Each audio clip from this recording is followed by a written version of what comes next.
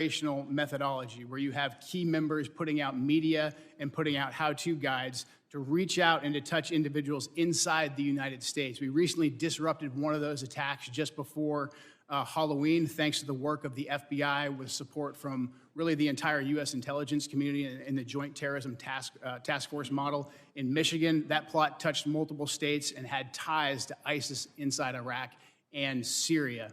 Another issue that we are addressing right now, thanks to the decisive leadership of President Trump, is the scourge of fentanyl, gang, and cartel violence. Under President Trump's leadership, we've designated these cartels and gangs as terrorist organizations, and we've done that rightfully so. These individuals, these terrorists, have killed hundreds of thousands of Americans, as these angel families will tell you firsthand.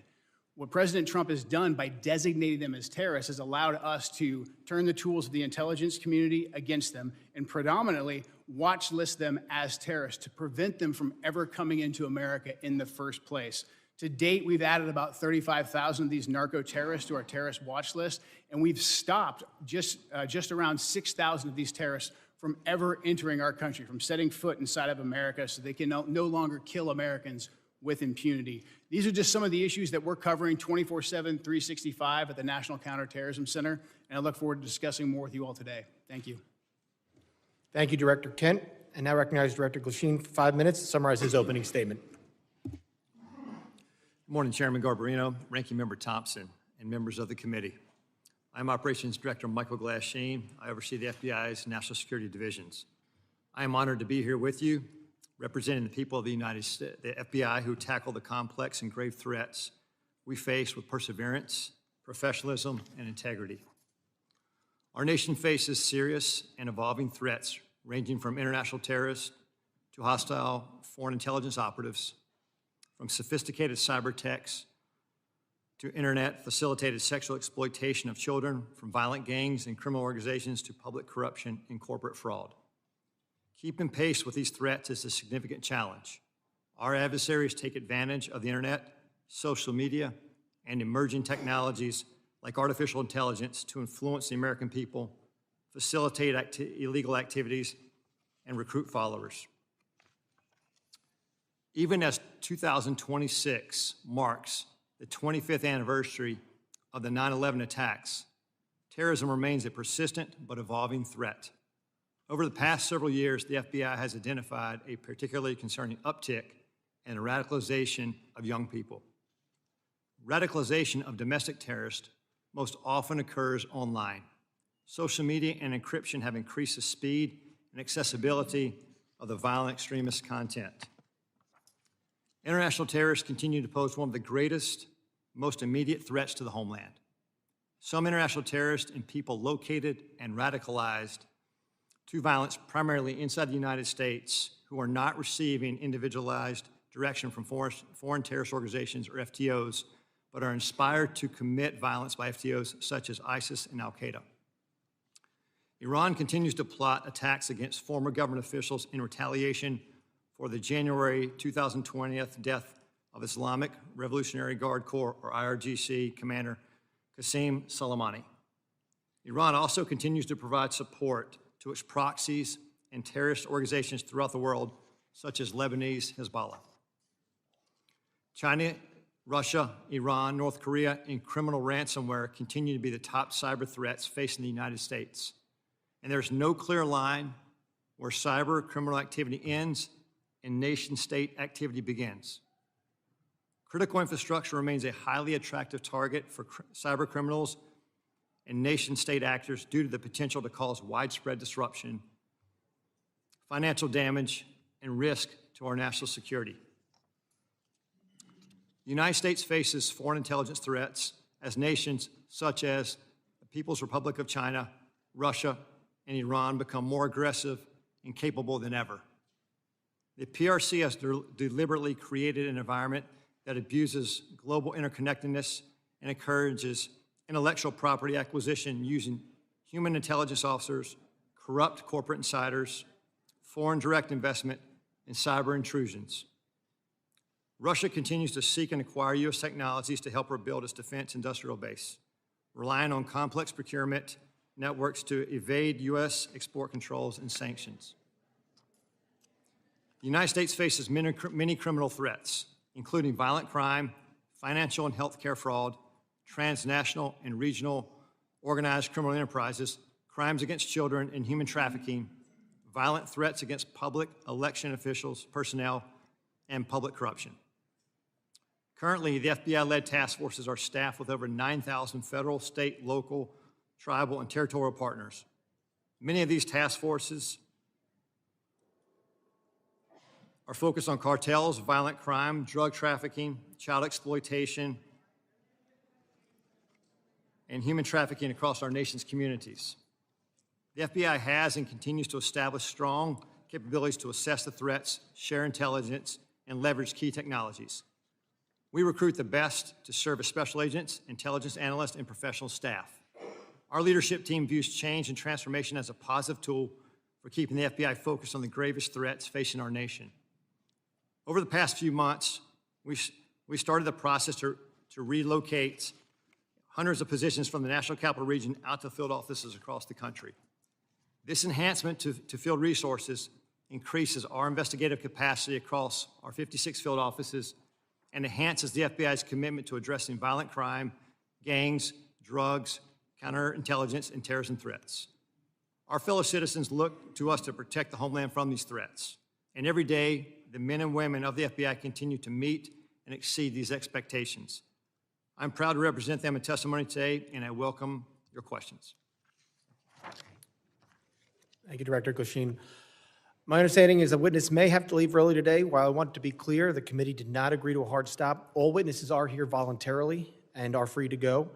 If a witness does leave, the hearing will continue with the remaining witnesses. Members will be recognized by order of seniority for their 5 minutes of question. We want to get through as many members as possible, so even though I have been lenient before with the 5 minutes, I'm directing members and witnesses that we're going to strictly enforce the 5-minute rule today. I now recognize myself for 5 minutes of questions. Secretary Noem, I appreciate you being here today, and you've been on the job less than a year, and this is the second time appearing before the committee, which I think is the norm, and I do really appreciate you being here. And I know you have a very important job to do. You oversee a lot of different sub-agencies, so I know you can't always be here in person. And with that, as a committee, we still want to work with the administration and conduct our oversight. So I'm asking you if you can commit to making sure that in the future, if we want to have a hearing, you'll be able to supply maybe a deputy secretary or somebody to come specifically talk about that. Yes, Mr. Chairman. I really appreciate that communication, and I think collaboration between the administration and Congress is key. Secretary Noem, I also wanted to ask you, in September, the department under FEMA proposed new allocations for counterterrorism grant funding, which cut dollars to New York by 80% because of a new formula. Considering New York is consistently a top terror target, this was surprising. We're grateful President Trump restored this grant funding. And pursuant to the present direction, has the department increased the allocation to New York? Yes, President Trump did. I would say that when we look at the Homeland Security grants and how they're allocated, the formula focuses on where we see the threats today and where those communities are that need the resources. I would also inform the committee and you, Mr. Chairman, that New York City at the time of the allocation still had over $440 million in reserve that was available to them to utilize. So the intention of these grants is that communities and cities would use the dollars to build up the security measures that they need to do for a long-term impact, and that the same amount of dollars aren't necessary every single year. You need to meet the threats where they are in the country at the time the grant dollars are available. So thank you to all of you for your work on getting us dollars that we can give to grants to help secure our local communities and states. But when we're looking at cities that have hundreds of millions of dollars in reserves, we recognize that giving them hundreds of dollars of millions more may not be appropriate considering all of the threats that we have. But President Trump has sent more resources to New York City. We'll continue to meet the threats head on because that is our mission, is to make sure that we're looking at every single threat that we have. The formula that we have considered and have put in place recognizes what came over the border, where we see the infiltration going, which communities are impacted, and what we need to do to harden our systems. I appreciate that, Secretary, and I appreciate the work you're doing with the President. I appreciate his decision to send that increased money to New York. I have a question. Since this is about worldwide threats, can you discuss what DHS's most significant concerns are today for the country? I would say, Mr. Chairman, what keeps me up at night is that we don't necessarily know all of the people that are in this country, who they are and what their intentions are. We think up to 15 to 20 million people came in under the Biden administration on the invasion over the southern border. They were not vetted. They were allowed to pour in. Our parole programs, our asylum programs, our visa programs were all exploited, and the integrity was demolished under Joe Biden and the leadership at the Department of Homeland Security, and frankly, the entire department was neglected. In fact, I believe the Secretary was told at times not to do certain things by the Biden administration to facilitate this invasion. So what keeps me up at night is the individuals that are in this country that wish to do us harm. And that is why we are so aggressive at making sure that we're going out and doing investigative work, finding those violent criminals, finding those people who shouldn't be in this country to begin with, and those that want to go after and to harm our American citizens. Thank you, Secretary. Director Glasheen, as you heard and as you've said, during the next few years, the United States will host more major events than ever before. This brings up obvious security concerns, including counter drones, which we just passed some new authorities in the NDA yesterday. How is the FBI preparing for counter drone threats during mass gathering events? Chairman, thank you for that question. Counter UAS, the passage of the legislation yesterday is a game changer for us. How we're preparing for that going forward, we just stood up a counter UAS school down in Huntsville, Alabama, where we will train federal officials, state, locals, as well to assist with that preparation and implementation of using counter UAS technology. Prior to this passage, it was only the FBI and/or DHS that could provide that assistance. Now that this passage of authority, it will allow us to have a greater handling of the threat to a mass event. Thank you very much. I yield back. I now recognize the ranking member for 5 minutes of questions. Thank you very much, Mr. Chairman. Mr. Glasstein, will you tell me the organizations that pose on the domestic side, two of the organizations, number one, number two, threat to the homeland at this point? Can you please clarify, like, organizations? Any domestic terrorist organization that poses a threat to the homeland as we speak? I'd say the first one, President Trump had just announced executive order domestic terrorist organization, Antifa. That's our primary concern right now. All right, that's what President Trump did. What does the FBI say? We share the same view. When you look at the data right now, you look at the domestic terrorist threat that we're facing, right now, what I see from my position is that's the most immediate violent threat that we're facing on the domestic side. So where is Antifa headquartered? What we're doing right now with the organization. Where in the United States does Antifa exist? Yeah. If it's a terrorist organization, and you've identified it as number one. We are building out the infrastructure right now. So what does that mean? We trying to get the information. You say Antifa is a terrorist organization. Tell us as a committee, how did you come to that? Where do they exist? How many members do they have in the United States as of right now? Well, that's very fluid. It's ongoing for us to understand that. The same, no different than Al-Qaeda and ISIS. No, I don't want you. I'll ask one question, sir.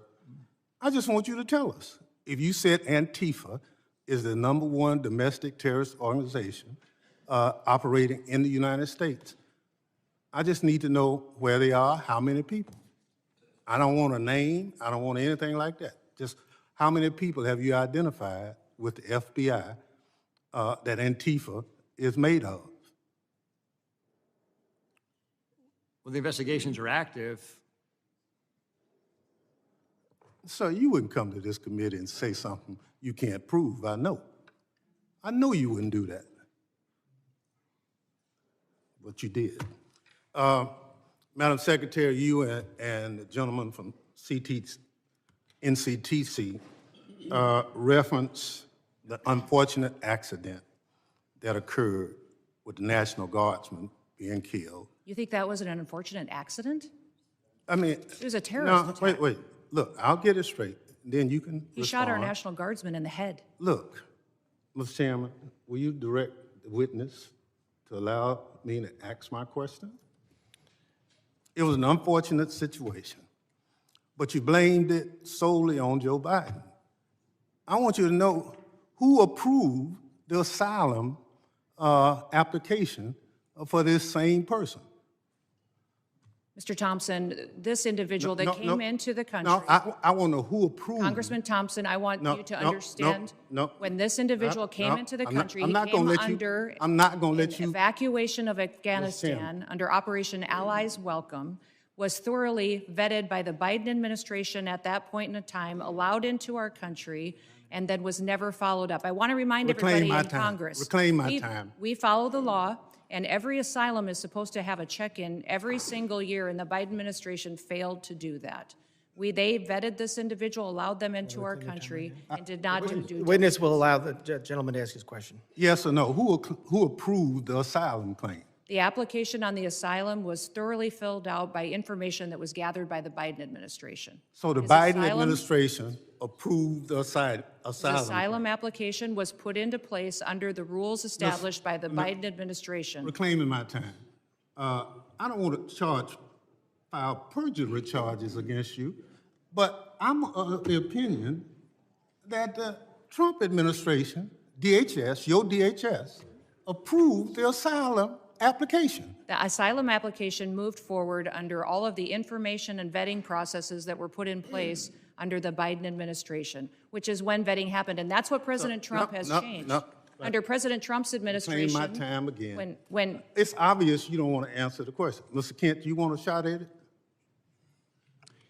The individual was vetted to serve as a soldier in Afghanistan, and that vetting standard was used by the Biden administration as a ruse to bring him here. Had we followed the standard operating procedures for special immigrant visas, Reclaim my time. that individual and none of the Allies Welcome people would have come to America. That's on Joe Biden. Gentleman's just time has answer the- expired. That was the answer. Point of order, Mr. Chairman. That was a murder that took place in D.C. It was not an unfortunate incident. And those comments are effing disrespectful. Who is that? Gentlemen, Expect better from the It's not a valid point of order. I will now recognize the gentleman from Texas, the former chairman, Mr. McCall, for 5 minutes. Thank you, Mr. Chairman. Madam Secretary, great to see you. This hearing reminds me of the novel A Tale of Two Cities. They see it, the Dems see it as the worst of times, but I see it really as the best of times. And what do I mean by that? Under the Biden administration, 15 to 20 million illegal aliens, unvetted, as you indicated, came into this country. What I think most disturbing is Director Kent's testimony. 18,000 known or suspected terrorists got into this country under the Biden administration. That's why we impeached Mayorkas.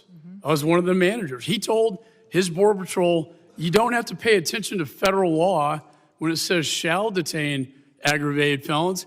He disregarded federal law and says, you know what, may detain. It's discretionary. And guess what? We have thousands of aggravated felons now, or if not millions, in this country today. That was the worst of times. Let me go to the best of times. Most secure border I've seen in my 22 years in Congress. And I've dealt with this for a long time. Coming from Texas, being chairman of this committee, the daily crossings are 95% down from the prior administration. That's the best of times. Zero catch and release. My very first bill in Congress 22 years ago was to end catch and release. 22 years later, we finally have achieved that goal. That, Madam Secretary, is the best of times, an all-time record low. America is safer today. I feel so. And when I look at the Venezuelan vessels attacked, the president had every right under the Constitution, Article 2, international waters, cartels designated as FTOs, coming into our country to spread poison to kill Americans. If that's not self-defense, I don't know what it is. And then finally, Madam Secretary, thank you for taking out the shadow Iranian oil tankers headed from Venezuela to Cuba, getting around our sanctions that Congress passed. I'm finally seeing an administration flexing its muscle in this hemisphere, which has been neglected for so many years. So air, land, and sea is your charge. It's the military's charge as well. I see the land secure.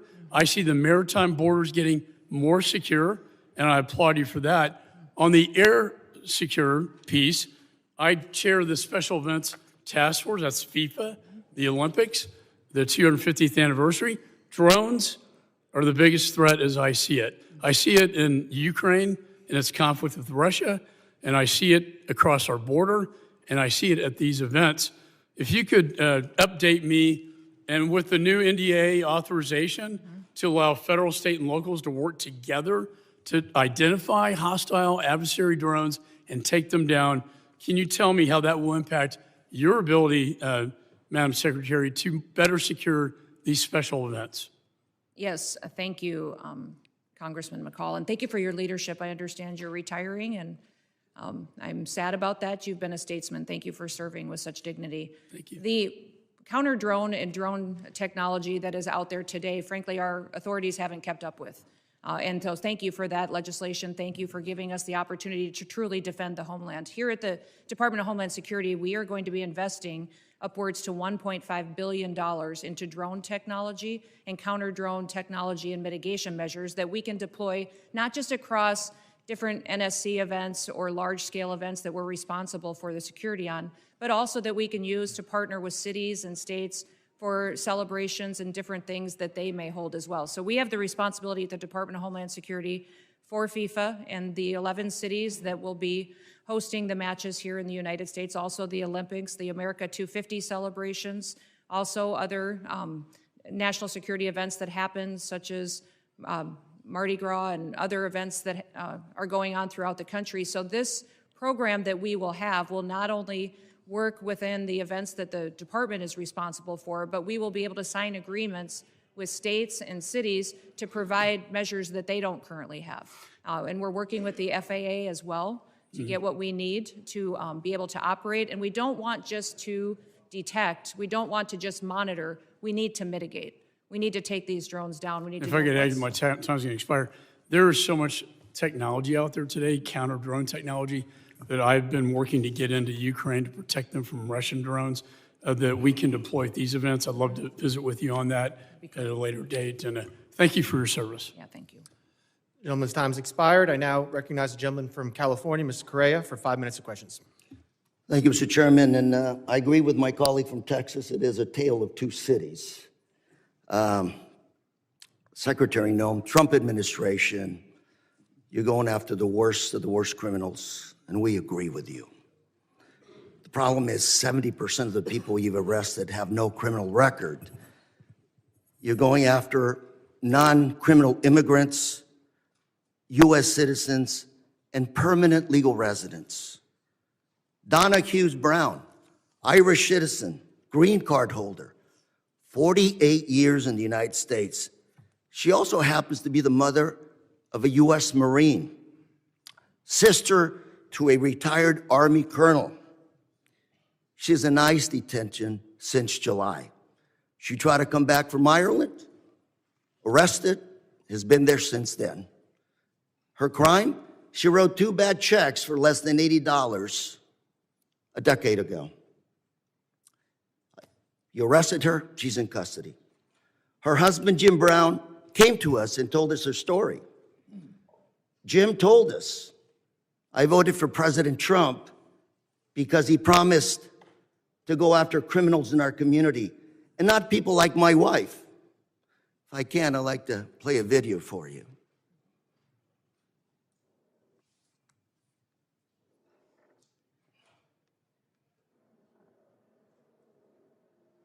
in, you also voted for President Trump. Yes, sir, Why did you vote for him? because I was an idiot. 80% of the evangelical Christian people were lied to, if you really want to know the truth, and that's exactly what happened. They said criminal, and I believe criminals need to be off the street. I just want to make sure people watching this understand who you are. My wife and I, when we don't work, we're ministers. We help the needy. That's what we do. And that's who they're arresting. It's Now, we've got Mr. Jim Brown before you. He's standing up. Hopefully, you can talk to him a little bit. These people, Donna Hughes Brown, are not the individuals that should be deported. Another case, Narciso Barranco was beaten and arrested by masked agents while working as a landscaper. He's an undocumented immigrant, 30 years in this country, not a traffic ticket. Mr. Barranco is also the father of 3 U.S. Marines. 3 Marines. You want to make a movie of people like this. A man who comes to this country, instills patriotism in his kids. They swear an oath to serve and possibly give up their life for this country. We'll play a video on this as well, please.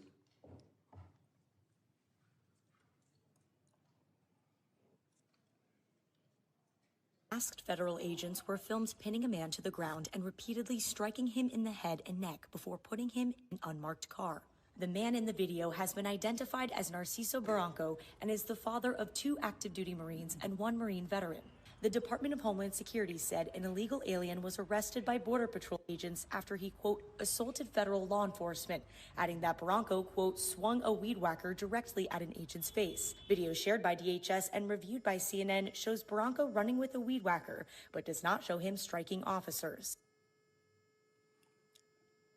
I also have with us today Alex Barranco behind you, a retired Marine. That's his father. And Alex, on behalf of myself, members here, I want to thank you for your service to our country, and we also thank your brothers for serving our great country. Thank you very much. Got another case. George Rete, 25-year-old, native of California, my home state. He's a U.S. citizen, Army veteran who served in Iraq. Well, on his way to work, he came to an immigration checkpoint. Pulled over. I don't know where officers deployed tear gas on him, broke his car window, pepper sprayed him, and dragged him out of his car. An American citizen held for 72 hours without any charges, wasn't even given the opportunity to shower, to wash off that paper Gentleman's spray. time's expired. I now recognize the gentleman from Mississippi, Mr. Guest. for Mr. 5 Chairman, I minutes. have 2 articles I'd like to present for the record. Unanimous consent? Under President Trump, an agency intended to keep Americans safe has diverted resources from child abuse, trafficking, and terrorism to immigration enforcement. Second is this letter from my Orange County Sheriff, Don Barnes, essentially talking about all the individuals under Prop 50 referred to ICE 2025 year-to-date, 50 of them. Without objection. ICE never showed up to pick them up. Without objection. Chairman? I will Mr. Chairman? entertain UCs at the end of the hearing. I will entertain all UC motions at the end of the hearing. We have witnesses. I want to make sure everybody has time. So if we do this now, we do have a witness has to leave. You're just going to be taking time from other members. But I will entertain UC motions at the end of this hearing. I now recognize the gentleman from Mississippi, Mr. Guest, for 5 minutes. Thank you, Mr. Chairman. Madam Secretary, it's great to see you again. Thanks for appearing before us again. I want to echo some of the remarks of Mr. McCall. I want to first thank you. I want to thank the men and women who serve under your command for the incredible job that you have done over the last 12 months. we have seen that you are active in enforcing the rule of law. We have seen a border that is as secure in our lifetime as we have ever seen. You mentioned in your opening statement, over the last 4 years, we saw somewhere between 15 to 20 million illegal immigrants enter the country. Just looking at monthly statistical data, we know that under the Biden-Harris administration, that in December of 2024, that there were over 300,000 illegal immigrants who were encountered along the southern border in that month alone. Recent statistics by the Department of Homeland Security for October, the most recent statistics we have, show that the number of border encounters for October of this year under your leadership have dropped to 11,000, a decrease of over 95%. And so I want to thank you for that. I want to thank you for the work that your men and women have done to protect our borders from illegal narcotics entering the country. We saw a press release the Coast Guard sent out this week regarding Operation Pacific Viper. And they mentioned a specific seizure that occurred on December the 2nd by the Coast Guard cutter Monroe, in which in a single incident of interdiction that the Coast Guard had the largest maritime interdiction seizure in almost 20 years, seizing 20,000 pounds of cocaine in an individual seizure. So I thank you for your aggressive actions in enforcing the law and for the incredible work that you and the men and women under your command are doing. I want to talk about, as we talk about threats, I want to talk about threats against law enforcement. Last week, this committee, we had a hearing. The hearing was entitled When Badges Become Targets. And during that hearing, we talked about the threats to law enforcement, specifically federal law enforcement.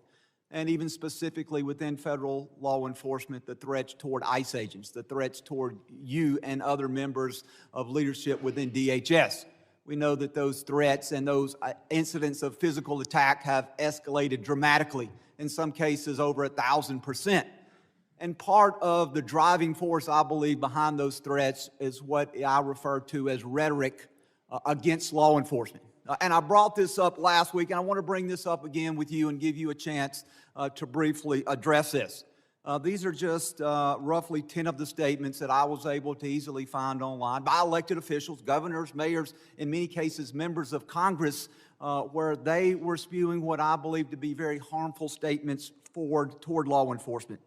Governor Pritzker claimed that ICE is grabbing people off the street and disappearing them, that our country is becoming Nazi Germany. Representative Crockett compared ICE to slave patrols.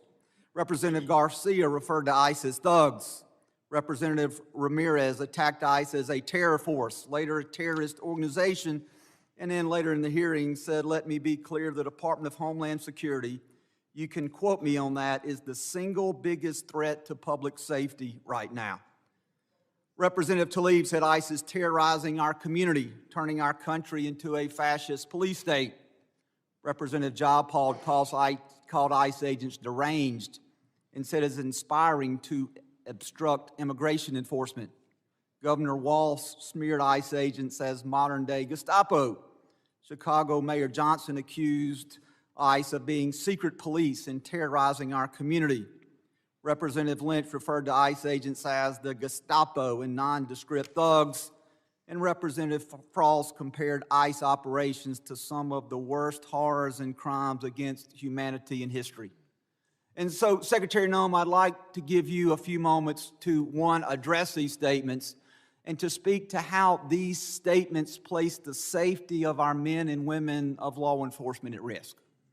Thank you, Congressman Guest. I appreciate you giving me the chance to talk about this, because I think the words that these elected officials have used to describe our law enforcement officers are horrific, shocking, and unacceptable. Every single American citizen should find the words that they have used to describe these men and women that took an oath to keep us safe unacceptable, and needs to be pointed out that we are seeing the consequences of those words every single day by the violent attacks. 1,000% increase in violent attacks, 8,000% in death threats. Gentleman's It's time unacceptable. Gentleman's time expired. I now recognize the gentleman from Michigan, Mr. Tanadar, for 5 minutes of questions. Please remember to stick to the 5 minutes. Thank you, Chairman Garbarino and Ranking Member Thompson for having this hearing today. I know the American people have been demanding answers from this administration on their unlawful actions, so I hope we are able to get some useful answers from our witnesses today. Secretary Noem, this past May, I asked you during a congressional hearing if it was the policy of DHS to follow orders issued by federal courts. You said on the record, and I'm quoting here, "We are following all federal orders." End of my quote, end of your quote. Secretary Noem, you lied to me under oath that day. You lied to the American people, and you have betrayed the trust placed upon you in your role as Secretary of Homeland Security. You defied federal court orders when you refused to order the deportation flights to El Salvador in March to turn around. Federal courts have also found your department to have violated federal injunctions in your continue to send non-citizens on deportation flights, with some courts having called your orders unlawful. Secretary Noem, I just have 3 questions for you. 1, why did you lie under oath by saying DHS was following all federal court orders when they clearly were not?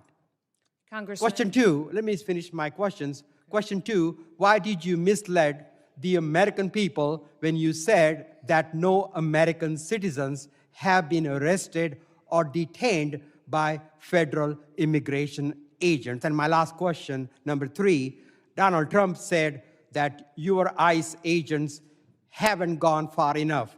Do you think terrorizing American citizens and assaulting peaceful protesters isn't far enough? Congressman, the Department of Homeland Security and this administration complies with all federal court orders. We always have and we always will. Not true. And we will continue to appeal. And sir, I will even tell you that at the highest court, at the Supreme Court, the Department of Homeland Security in our litigation has an over 90% success rate in winning at the highest court in our battle against activist judges across this country. Madam Secretary, judges that we will continue to appeal. And then when it gets to the highest court and we get a decision, it is proven that we are reclaim my right, time that we here. have been compliant. I will also say, Madam Secretary, let me... Do you want me to answer your questions or not? I do, but let me, you haven't been telling us the truth. Look, there have been at least 170 known cases of citizens being arrested or detained by federal immigration agents this year alone. This is the truth. Are you lying to the American people right now by denying these reports? When we are doing our targeted enforcement operations against criminal illegal aliens, individuals that are in that area may be detained until we verify who they are, and then they are released. This has been done for years, and every single law enforcement operation that has always happened, we follow the same protocols, and we continue to do that. We have never once detained or deported an American citizen. We have not held them and charged them. When we find out and verify their identity, then that is when they are released. You also asked about ICE agents going far enough. Sir, I will tell you that every single ICE agent, CBP agent, federal law enforcement officer that's out there doing their work every day, none of them will rest until our communities are safe. None of them will rest until terrorists, Secretary Noem, criminals it is a fact that off you of our ignored streets federal orders. and our children and our grandchildren can grow Let up me in a reclaim my country that time truly here, is please. safe. Let me reclaim. Secretary Noem, it is a fact that you ignored federal court orders in March and in May of this year. Do you plan on ignoring more federal orders? We always comply with all federal sick court of your lies, and the American people demand the truth. Because you keep saying it doesn't make it true. I am sick of your lies. The American people are sick of these lies. American people demand truth. America is very happy that finally they have a president in the White House that gets up every day to keep them safe. Madam Secretary, your incompetence and your inability to truthfully carry out your duties of Secretary of Homeland Security, if you're not fired, will you resign? Sir, I will consider your asking me to resign as an endorsement of my work. Thank you very much. I yield back my time. Gentleman yields back his time. I'll remind members that they are entitled to ask questions during their time. Witnesses are entitled to answer those questions. Members are entitled to reclaim their time. So let's If we're going to have questions and answers, please allow it. You can reclaim your time if you want, but witnesses are here voluntarily. Please at least give them a chance to answer the questions that you're asking. I now recognize the gentleman from Texas, Mr. Pfluger, for 5 minutes of questions. Thank you, Mr. Chairman, and it's unfortunate that our colleagues on the other side of the aisle for 5 straight years now have no concern for anything worldwide threats-wise, and have proven that. We're supposed to be talking about worldwide threats, but unfortunately we're talking about homeland threats, threats in our homeland. And Director, can you just reaffirm the number for us of people that match the terror watch list that are in our country? There's 18,000 known and suspected terrorists in the country right now that came in under Joe Biden's watch. 18,000. 18,000. That's unbelievable. It's unbelievable. And that's just what we know of, Congressman. Secretary, despite even members on this committee that have called our law enforcement and ICE and DHS and Border Patrol and other agents names and slandered them, I support you, and I support what you're doing to secure the homeland. The Working Families Tax Act allocated $13.5 billion to the Department of Homeland Security and the Department of Justice to reimburse states for the cost of the Biden-Harris administration's open border policies. No state suffered more than Texas. Fentanyl, drug and human trafficking, violent crime, stress on local emergency response services caused substantial damage to my district, to our state, to my constituents, to people that live and work in Texas. And in response, our state launched Operation Lone Star to secure the border when the Biden administration abdicated their responsibility to do that. We built miles of border wall, we had other barriers, we deployed state troopers, National Guard to deter the invasion that we suffered during this time period, which cost our state over $11 billion. And so as part of this Working Families Tax Act, we allocated $13.5 billion to reimburse those states. Last month, along with our senators, I led the Republican Texas delegation in sending a letter to you and Attorney General Bondi highlighting this and requesting that the state of Texas be fully reimbursed. And I wanted to get a status on that reimbursement today. Yes, thank you. And we still to this day remain incredibly grateful to the state of Texas for their leadership during that time. That was challenging times, devastating times for what we saw happening down there. And Texas stepped up in a way that was absolutely incredible. So yes, those dollars are being formulated and allocated. If you remember, many states deployed their National Guard down there. I was governor of South Dakota at that time, and my National Guard was deployed down there as well. So reconciling the costs for every single state and looking at that allocation, we're making sure we're doing due diligence to make sure that it's appropriated correctly. And just to be clear, I want to make sure that that money does come in the form of the reimbursement to Texas. That's what we're working with the White House on doing, sir. Okay. Yeah. When it comes to what Director Kent talked about, these 18,000 people, can you give us an idea of who these people are, what type of threat they pose to us? We saw it wasn't some accident. This was an assassination and a murder.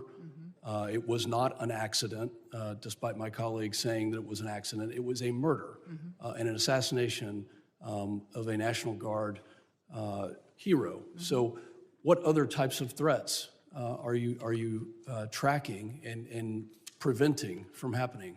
Yeah, I would say, sir, that we face the terrorists that we've faced for years in ISIS, Al-Qaeda, Hamas, individuals that are here that are radicalized, but also we face the cartels as they've infiltrated our country under the last administration, their proliferation of human trafficking, drugs, and violence, going after Tren de Aragua as well, MS-13. Those individuals are still a very real, clear danger every day on the streets, and we encounter them, arrest them, and deport them and bring them to justice each and every day. Beyond that, sir, you even have gangs in cities that are localized that are terrorist organizations. The Latin Kings in Chicago are absolutely terrorists to their communities, and we work every day to make sure that we're protecting those communities. So I could not prioritize one over another because they're all killers. They're all killers, and they all are destroying families each and every day. For both you and Director Kent, do terrorist organizations around the world, such as ISIS, Al-Qaeda, and others, still have an intent to attack America, to attack our homeland, to utilize every method? Absolutely. Our intelligence and our information that we deal with every single day is addressing those threats on our streets here in the United States. Director Kent, can you give us an idea of what those tactics, techniques, and procedures could be that we need to stay alert of? Honestly, the attacks of October 7th, the decentralized and just barbaric nature of that is the new terrorist playbook. They're not looking necessarily for a spectacular attack like we had on 9/11, but targets of opportunity like we tragically saw with the terrorist attack in Washington, D.C., these smaller cells or even individual operatives taking action, that's what has us very concerned, combined with just the sheer volume. My time has expired. Secretary, thank you for your commitment to reimburse taxes. I yield back. Gentleman's time's expired. I now recognize the gentleman from Rhode Island, Mr. Magaziner, for 5 minutes of questions. Madam Secretary, how many United States military veterans have you deported? Sir, we have not deported U.S. citizens or military veterans. I don't believe you served in the military. I haven't either, but I think you and I can agree that as Americans, we owe everything to those who have served our country in uniform, particularly those who have served in combat. Do you agree with that?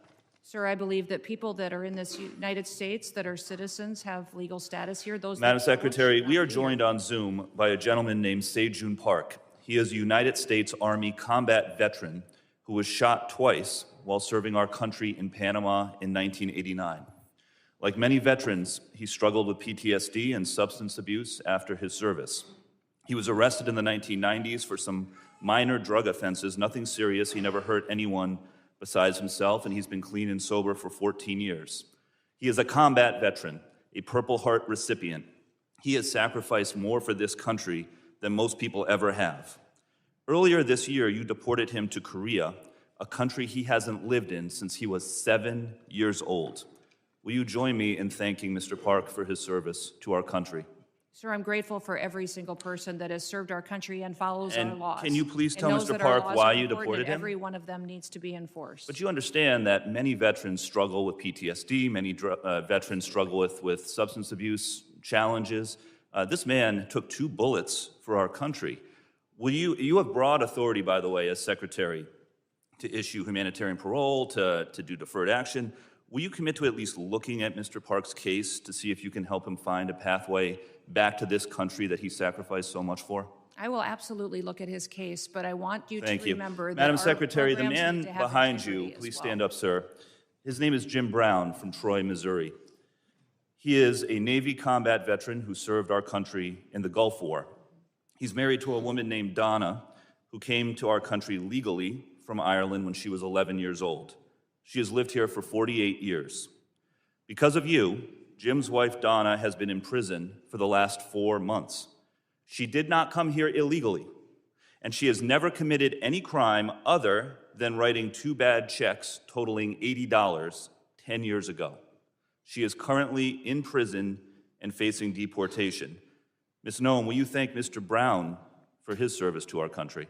Thank you, Mr. Brown, for your service to our country. Now, what possible explanation can there be for locking up his wife for 4 months when she has committed no crime other than writing a couple of bad checks for $80? Sir, it is not my prerogative, my latitude, or my job to pick and choose which laws in this country get enforced. You have and broad which ones discretion don't. as the Secretary. We need to follow You can issue the law parole, you and can do all enforce kinds of the things, laws. but you're choosing not to. Will you commit again to just reviewing Donna's case and reuniting this combat veteran with his beloved wife, who also loves this country? I will review the case. Now, Madam Secretary, you've already heard the story of Lance Corporal Alejandro Barranco, the United States Marine veteran who is behind you, who also has 2 brothers who are United States Marines. Will you thank Lance Corporal Barranco for his service? Thank you for your service. His father, Narcisco Barranco, is a landscaper in California who has lived peacefully in our country for 30 years and has no criminal record.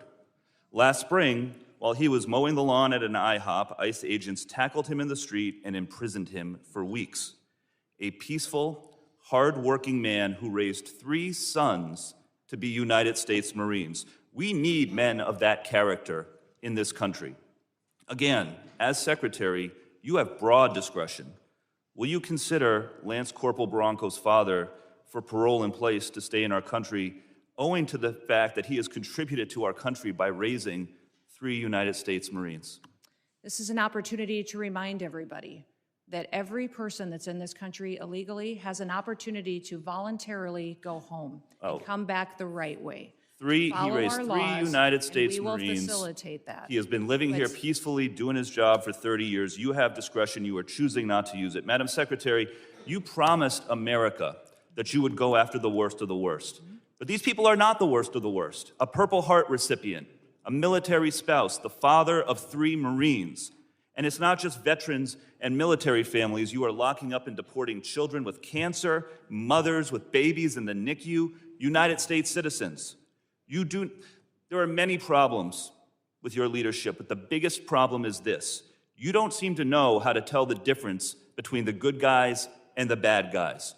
Go after the bad guys. Go after the terrorists. Do not go after veterans, Marines, children, Gentleman's United time's States expired. citizens. I yield Gentleman's back. time's expired. I now recognize the gentlelady from Georgia, Ms. Green, for 5 minutes of questions. Thank you. The previously Democrat-controlled administration allowed over 13 million border crossers from over 170 countries and territories to break our laws, invade our country, rape our women and children, and murder our own people. They set all-time records for the highest number of illegal aliens ever encountered in a single day at 14,500, in a single month at 370,000, and in a single year at 3 million, not including the known gotaways.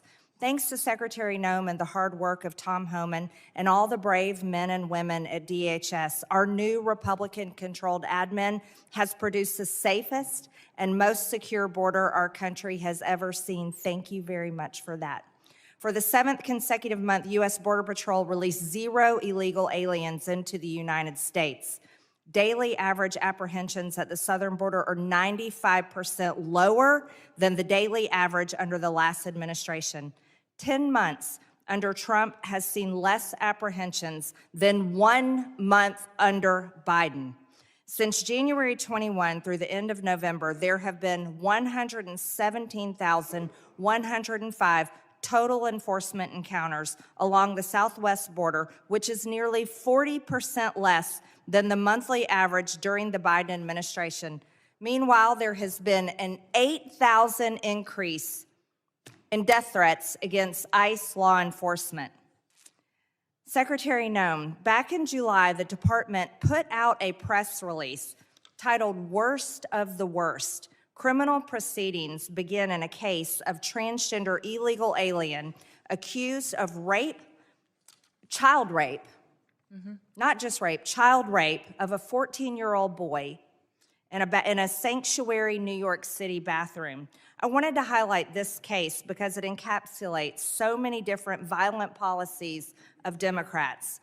This is an increase in trans violence with their embrace of gender ideology, an egregious catch and release policy implemented under the last 4 years, and sanctuary cities that harbor criminal illegal alien monsters that have raped and murdered many Americans. Can you discuss further what you're facing in these sanctuary cities and the illegal alien monsters that have been released into American communities under the Biden administration? Yeah, unfortunately, Congresswoman, we arrest individuals like that every day because they're so prevalent on our streets, because of what happened under the Biden administration. Every day we're able to go out and encounter and bring to justice individuals who are raping our children, murdering our mothers, our grandmothers, our families are devastated by them. And I'm shocked at the Democrats' constant defense of these individual criminals over the American citizen that is out there just trying to live their lives, put food on the table, and live the American dream. And what we do at the Department of Homeland Security by making sure that we're out enforcing the law every day is making sure that those families get a chance to do that. So I'm so grateful for them. The 8,000% increase in death threats is real. These ICE agents and CBP officers that are out on our streets doing God's work live in these communities. They live there. These are their families and their neighbors that they're protecting, and they get up every day and do that job because they believe in their mission. They take an oath, and they are honorable men and women who are serving with greatness during a challenging time when activists and radicals attack them and put their lives in danger. I think it's shameful to see the defense of individuals who break our laws. We are a nation of laws. If we are not a nation of laws, we're no nation at all. And that is what we are doing every day, is following those. If you guys don't like the law, go change it. That's your job. You don't complain. I was raised by a dad who said we don't complain about things. We fix them. Well, go fix them. If you don't like the law, quit bellyaching, quit hitting and attacking our ICE officers, quit going out and protesting and screaming vile things at them, quit calling them names. We wouldn't let our children do that. Go do something that actually matters by having an honest debate and changing the law. That's your jobs. You all should be fired, in my viewpoint. I agree. Thank you so much for that, Secretary Noem. Back in 2021, I was one of only 16 members who voted against the Allies Act of 2021, which increased the number of special immigrant visas for Afghan nationals and loosened vetting requirements for eligibility. This brought in over 76,000 Afghans. Director Kent, what actions are being taken to identify and remove any of the 100,000 Afghan nationals admitted under the Biden admin who may have ties to terrorism, like the one who shot 2 National Guard members, tragically killing Sarah Beckstrom here in Washington, D.C.? I'm sorry, gentlelady's time has expired, but Can he just answer no, we're quickly? keeping everything quick to the 5 minutes. I'm sorry, but gentleman from New York is now recognized, Mr. Goldman, for 5 minutes. Secretary Noem, let's talk about the law. Do you agree that asylum is a lawful pathway to immigrate to this country? Yes or no? There's an asylum program, yes, in place. All right. So It wasn't immigrants used under then the with Biden ongoing asylum applications are legally in this country, correct? Excuse me, I'm sorry. Your question was? Immigrants with ongoing asylum applications are legally in this country. There are individuals in this country that have applications that And they are legally here because it's a lawful pathway, right? it's a lawful pathway. Okay, so And I if will- your department then deports anyone with an ongoing asylum application, you are violating the law, correct? Joe Biden left us with. I'm not asking about Joe Biden. I'm asking you a 1.5 specific million question. cases If of your backlogged department asylum deports anyone Facts, with an the program- ongoing asylum application, The you program are was violating the greatly law. Is that violated. correct? It was greatly violated when they allowed I'm 1.5 asking million you. people to come I'm in and asking you. granted asylum applications. Why are you filibustering? by Why can't you ignoring answer the laws. question? It's a Because, simple Joe, question. Your president If your department and your secretary deports did not anyone follow the law, with an which those ongoing applications asylum were application, you are violating the law. Isn't that correct? the asylum program was Okay. broken under the last. Mr. Chairman, I'll reclaim my time. She's not answering the question. But the obvious answer is that, yes, if you follow a lawful pathway, asylum is a lawful pathway. If you have an open asylum case, you are here lawfully. But the problem that we are seeing around the country is that you are not following the law. Don't tell us to change the law. If you don't like the asylum system, you change the asylum law. Bring it to us. We'll work with you. I think it needs to be changed. But you can't just decide that you're not going to follow the law, and asylum is a law, and deport people who have ongoing applications. Unfortunately, that is exactly what's happening. It's happening across the street from my office right in New York City. Numerous, thousands of people who have come to court appearances, have left them with open asylum applications, have been arrested. And then they've been shipped off and many deported. In September, one applicant was ripped away from his wife and small children after such a court appearance. And then this happened to his wife. Please play the video. No, it's not.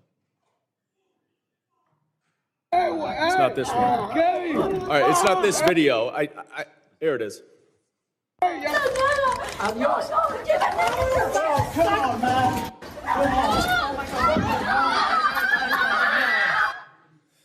Now, after this incident, your department issued a statement that said the officer's conduct in this video is unacceptable and beneath the men and women of ICE. Our ICE law enforcement are held to the highest professional standards, and this officer is being relieved of current duties as we conduct a full investigation.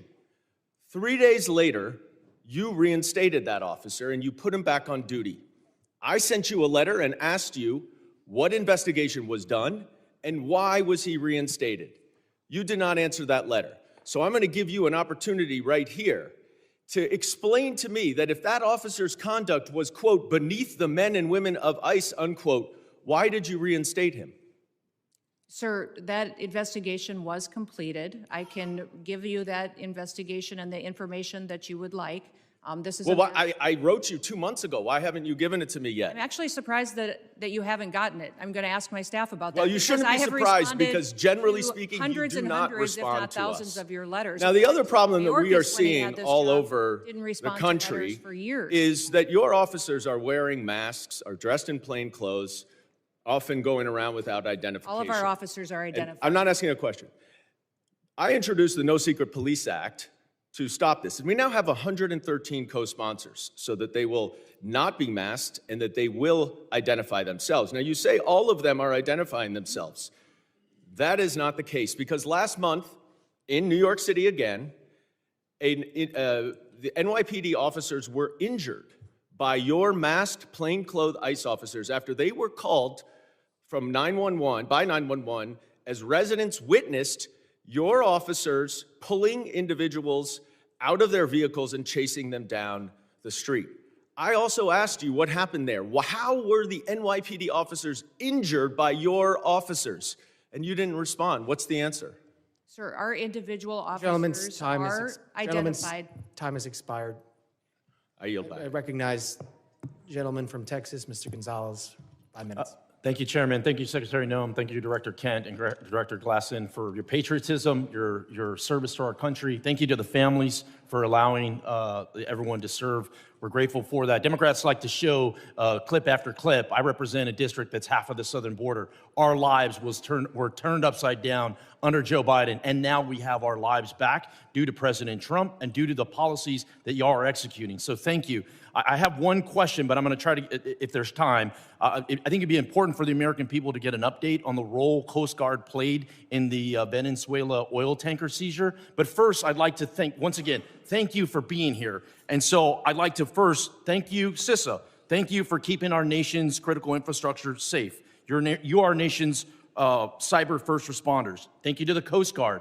During our Texas floods, you showed up, Coast Guard showed up, you saved lives. Thank you to the Coast Guard for all the work that they've done in Jayada South. They've been the tip of the spear in the Southcom AOR for a long time. Their work often goes unnoticed. Thank you, HSI, for leading these anti-gang task force. They work. They're going out there. You're apprehending murderers. You're apprehending sexual offenders. You're doing it in a local, state, federal way. They're working. Thank you for that. Thank you, ICE. Thank you for keeping us safe by deporting all these people. I really appreciate the innovative idea of DHS owning its own airplanes. It's ridiculous that we had to essentially contract out in order to have these repatriation flights. That is a game changer. Thank you for that. Thank you, ERO, for adding bed space. This is exactly how we continue to deport the millions of convicted criminal aliens that are in this country. Thank you, NCTC,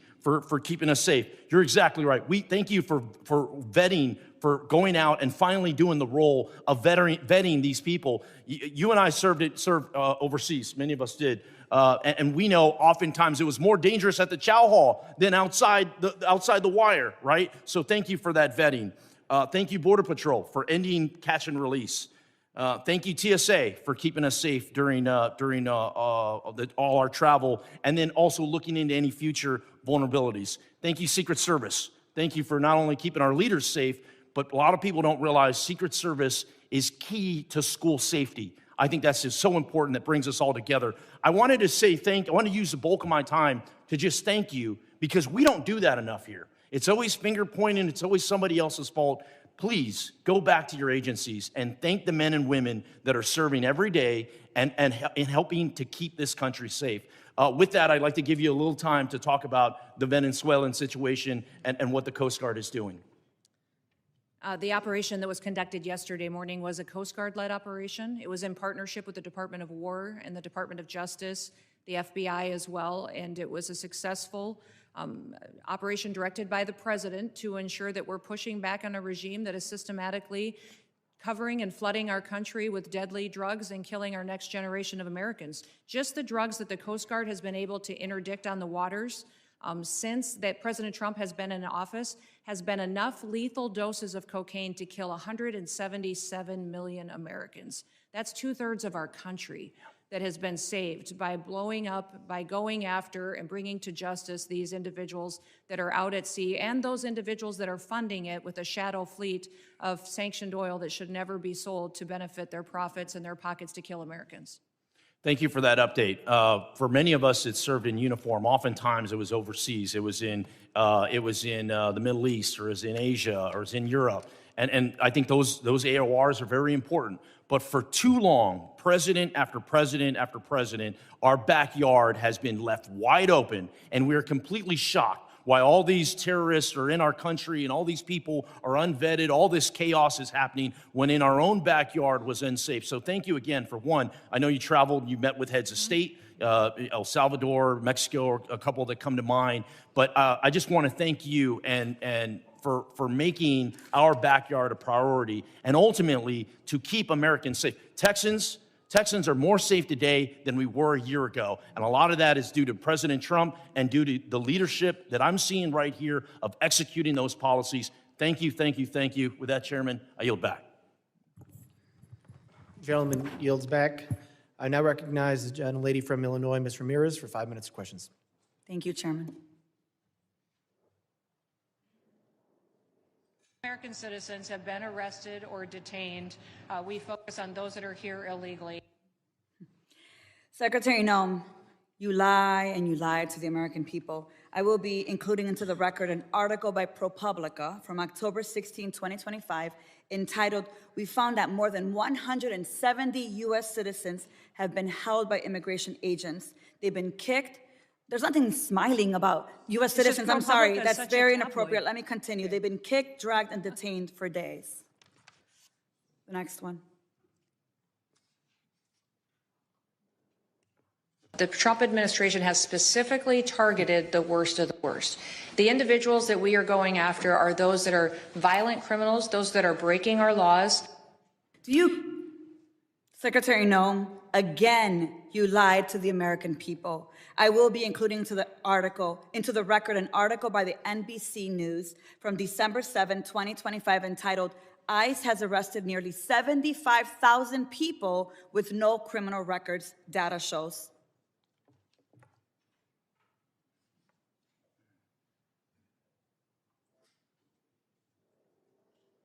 A co-equal branch of government, and it is your obligation as a member of the executive branch to honor decisions made by the highest court of the land. Yes or no, Secretary?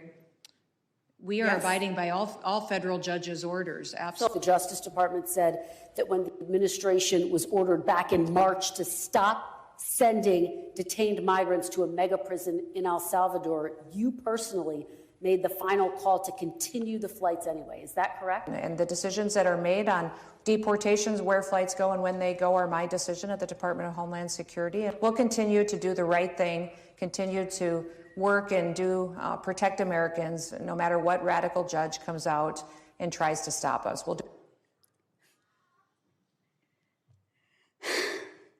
You lied on the record, and you lied to members of this committee.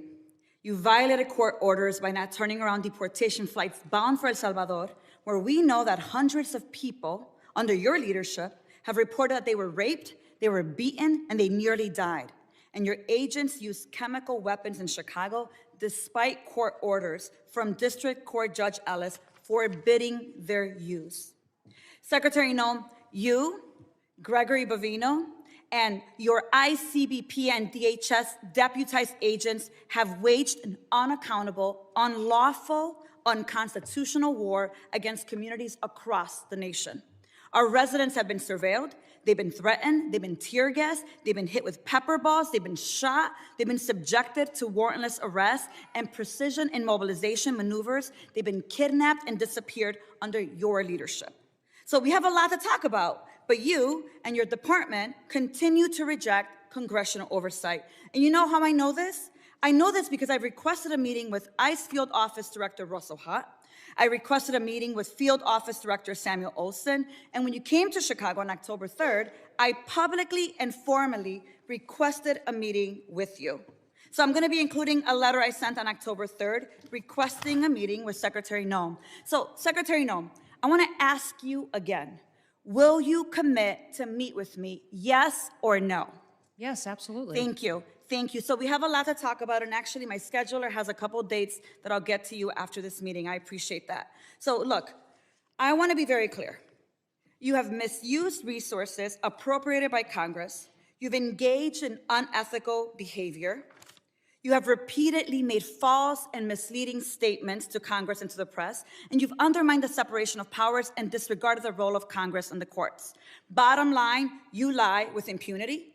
You reject checks and balances, and you ignore Congress and the courts. Your options are limited. Either you're going to resign, Trump's going to fire you, or you will be impeached. I've already called for your resignation. You may remember I hand-delivered my request to you back in May, and I urge you to reconsider resignation because I've taken the first step towards your impeachment, and I've called on the Judiciary Committee to open an investigation into your lawlessness. Mr. Chairman, I know that at the end we'll be entering a number of articles into consent, but since I have a few moments, I ask unanimous consent to enter into the record a letter calling the Judiciary Committee to investigate Secretary Noem's impeachable offenses. Whatever you choose, the American people will have justice, Secretary, and you will be held accountable. I'm going to make sure of that every single day. With that, Mr. Chair, I yield back. Gentlelady yields back. I now recognize the gentleman from Texas, Mr. Luttrell, for 5 minutes of questions. Thank you, Mr. Chairman, Madam Secretary. It's good to see you, and thank you again for coming to Texas after the Kerrville floods. Your team was amazing. Their interaction with the leadership in our state, up and down the chain of command, was outstanding. Not something I read about, I saw it. So I'm speaking from the truth. So let's talk about worldwide threats, if you don't mind. This may go back and forth to Mr. Glasheen and Mr. Kent. My questions, first and foremost, is the nefarious actors globally, they're kind of everywhere. And as we try to protect the motherland in the cyberspace, air, sea, and land, something that's come to my attention in the committee hearing we had earlier, undersea cabling. And I don't know if you're a subject matter expert on this. I really wasn't until this hearing. But a large amount of our information flows under the water, something that most people aren't aware of, but I can assure you that the bad actors globally probably are. Now, it's multi-jurisdictional from what I understand. It's the Department of Justice, it's Department of War, and then it's Department of Homeland Security. And they kind of juggle these, kind of juggle the effort. Can you give me some insight on the protection mechanism that Homeland Security has for our undersea cabling? And I consider this a very viable threat specifically for information flow, considering everything that goes back and forth across the water. Can you give me a kind of a high-level briefing considering the atmosphere of what we're looking at? Yes, I can, and I'll try to leave some time for the other individuals too, but the Department of Homeland Security has 23 different components. Several of them have some responsibility for surveillance and monitoring of those cables and the information that flows through them. So CISA is our cybersecurity agency, which looks for bad actors, hunts down those bad actors, and then hardens our systems. So where we see a weakness or a vulnerability, they help us do that with the interactions we have with private companies, their communications, or other countries. But then we also have our Coast Guard out on the waters each and every day, which help us with surveillance activities to see if there's nefarious actors that would be out there jeopardizing those systems. We have INA, which is our intelligence and analysis. They are the ones that are helping us with our covert operations. They're the ones who are coordinating with our intelligence agencies on what we see as hacking attempts or enemies that would try to endanger those cables or cut them, damage them so that they couldn't be utilized to keep our critical infrastructure going. FEMA is the agency that's responsible for, on our worst day, if we needed something or someone to run the government, if there was an attack in this country, FEMA is the agency that would do that and maintains the resources to making sure that we have an operating government in an emergency disaster situation. I know there's redundancy on the cabling system, and there's from what I understand, there's over 1 million miles of cable underwater. I want to make sure that we have enough protection in place so the ripple effect is not catastrophic to the country. Mr. Kent, you got something to add to that? I was going to shift over to Mr. Glasheen. In terms of undersea cabling, no, I do not. Okay. Mr. Glasheen, I have a question for you. So as far as trafficking, human trafficking, drug trafficking, this always hurts me to say this, but Houston, Texas is in my district, and it is the worst city in the country for sex trafficking in the country. I just cannot believe that. What is the FBI doing amongst other agencies? You just happen to be sitting here in front of me. And Madam Secretary, you can probably jump in on this too. Enough's enough. I understand the complexities of the World Wide Web and how these bastards are doing this, and we can't seem to grab a hold of them. What's the answer? Our HSI investigators specialize in child trafficking and human trafficking. They get up every single day and hunt down those individuals that victimize our children and partner with nonprofits and other agencies with the FBI to do that. Yes, it's shocking to me that Houston is one of the hotbeds as well. We need to take a better look at this because we're losing. I mean, we're losing so bad, I don't even know how to define it. And this has been happening. I said this exact same thing to Mr. Mayorkas, and if I was here before that, I'd say the same thing again. It's just, we have not figured it out. Mr. Glasheen, you got anything for that? Yeah, I would tell you, it's been a priority with this director. And, so far this year, compared to last year, we have 300 plus human traffickers arrested, up 15%. I'm sorry, sir. Mr. Chairman, I'll yield back. I appreciate that, and I'll catch you after class. If one of the following witnesses wants to give him some time to answer that very important question, they can do that. Gentleman yields back. I now recognize the gentleman from New York, Mr. Kennedy, for 5 minutes. Thank you, Mr. Chairman. Secretary Noem, with about a year as DHS Secretary under your belt, there's no shortage of criticisms for me to choose from today. You've deported American citizens, bringing a level of inhumanity to this nation's immigration laws that I haven't seen in my lifetime. You've terrorized communities, including my own in Buffalo, New York, vowing to go after the worst of the worst, but instead detaining women, children, and hardworking individuals in pursuit of the American dream. You've botched a response to one of the most devastating floods we've seen, an extreme weather event along the Guadalupe River that took